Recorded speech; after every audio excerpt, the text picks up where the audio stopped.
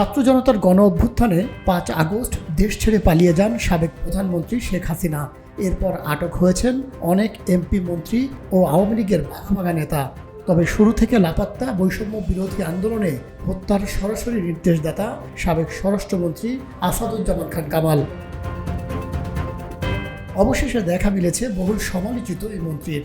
১ October বাংলাদেশের একটি বেসরকারি টেলিভিশনের ক্যামেরায় দেখা গেছে তাকে।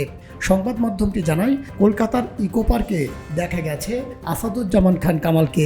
এছাড়াও সেখানে সাবেক সংসদ সদস্য অসীম কুমার উকিল, অপু উকিল ও হাজি সেলিমের এক ছেলেকে দেখা গেছে। ২৮ সেপ্টেম্বর সন্ধ্যা ৭:৩০টায় ইকো পার্কে আড্ডা দিচ্ছিলেন আসাদুজ্জামান খান কামাল। তার মুখে সাদা দাড়ি ছিল।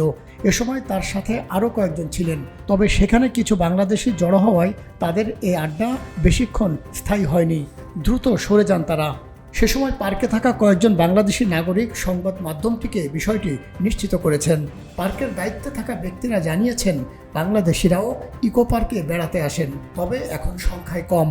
এদিকে আসাদুজ্জামান খান কামালকে ধরতে দেশে ৪ দফা অভিযান চালালেও ব্যর্থ হয় আইন শৃঙ্খলা রক্ষাকারী বাহিনী। কিন্তু তাকে ধরতে না পারলেও এরই মধ্যে তার ছেলেকে গ্রেফতার করেছে পুলিশ।